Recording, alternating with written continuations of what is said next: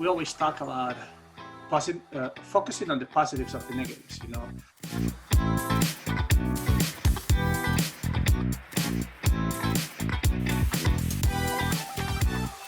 We're catching up with Sergio Lopez, Miro, and the Virginia Tech swim program today. It was 2 years ago in April that Coach Miro was brought in from Auburn, 2 years into Virginia Tech. And Coach, you have a young, talented team. A quick look back before we look ahead.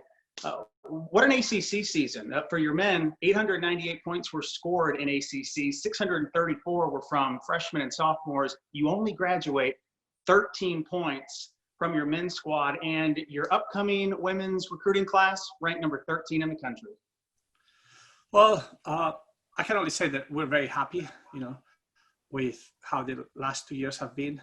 Our goal is to work on the tradition and the history that Virginia Tech has with swimming and diving and athletics, and just make it better. So I think we're accomplishing that. I think our goal is to create sustainable success. That's the most important. And this is like that movie Moneyball, you know. If you look at us, people might think, oh, well, you're fourth, you're this, you're that. But what we're doing is we're sustaining the number of points every season, getting a little bit more, while the other teams are improving too and taking less points. And I think with the classes that we're bringing next year and what we have right now, we can surprise people very soon. I think this year at the national level, we had surprised most of the teams, and we have been, you know, we finished ranked 15th in the men's side in the country through what's called collegeswimming.com. But I think we have been really, really good contenders to be between the top 15, top 20 in the country. So that was very good for us. And in the women's side, like you said, having the 13th recruiting class with the quality of growth that we have and what we've done this past season, I think we're going to be really, really good. You're big on teaching your swimmers how to get their eye on the prize and improve in their lanes.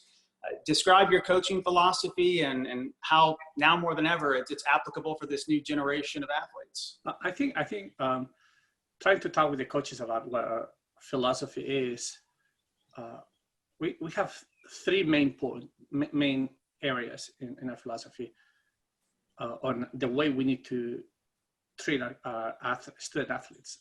One is the social life. Social life at this level is non-existent. But if we can make it so they can enjoy, if they have to go on a weekend to see their family or do whatever it is, we do that. The second is the academic life. They're here to get a degree. I was top 10 in the world before I came to America. I didn't have to come to America to be a good athlete, but I couldn't get an education. And to me, it's a very important thing. If you decide that you want an education, we need to provide that for you. I don't think everybody needs to go to college. There's a lot of other things that people can do.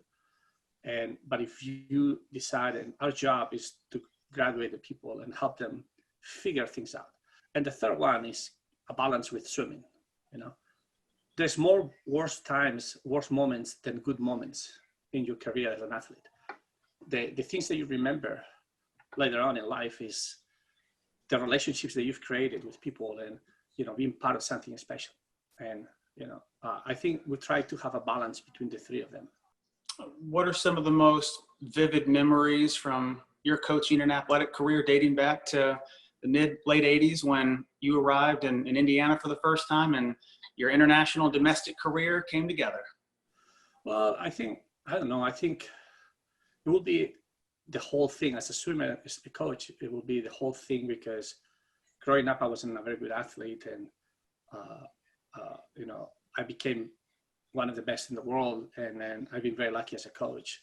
And I think, to me, in this huge world, that there's so many small worlds, swimming is a very tiny world, but it's what makes me powerful internally. I just appreciate every moment, you know. I think as a coach, probably I wanted to be a coach since I was 8 years old, and I wanted to coach an Olympic champion. And at one point, I realized I watched at the biggest championships. I watch a girl that she's 22 years old. It's her senior year. The goal has been to teach them how to come out of the sport with their head up. Swims in one event in the B final, swims her best time. Nobody realizes it, but she was so happy, so proud of that moment. That if you look at her eyes, at her expression, to me, that's like winning the Olympics, you know. So I realized that coaching an Olympic champion is a great thing, but it's not why you coach, you know. And so I have so many good memories that. You have developed a large following that made you the number 3 program on this campus for fundraising for the drive for $85,000 raised by Virginia Tech Swimming. But one of the things that you learn in college is that swimming, not being a non-revenue sport, we all coaches of a sport like that need to be engaged to make endowed scholarships, make things that take the burden of the athletic department in the school. But it's a process, you know, it's a process. And I think we're very good. We have some really good alums that have helped us out. You know, I think that, you know, one of the guys, Dave Ryan, it was the one that pushed us so hard to do well on the drive for 25. And that helps us out a lot, because during that time you have recruiting, visits, no visits, and all this. And so I'm very happy, and I hope that we can keep getting better. The prestige with this program continues to expand. You have 9 men, including 1 diver that qualified for the U.S. Olympic trials. You have 4 women that qualified for the U.S. Olympic trials. This doesn't even scratch the surface for the talent level and the medal possibilities that we could see in international competition. Tell us what's next with the Virginia Tech swim program.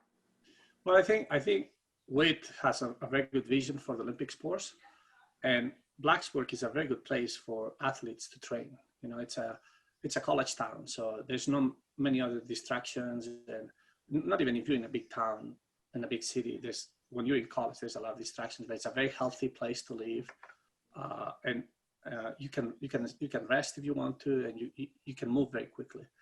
You know, this year we already had 5 people qualify for the Olympics. We have a postgrad group with 17 athletes from 16 different countries. And we already had Anton Ivanov. When he was a freshman, he qualified for the Tokyo Olympics. I think we could have had four other athletes from the Virginia Tech qualify for the Olympics if they had the chance to compete at the trials.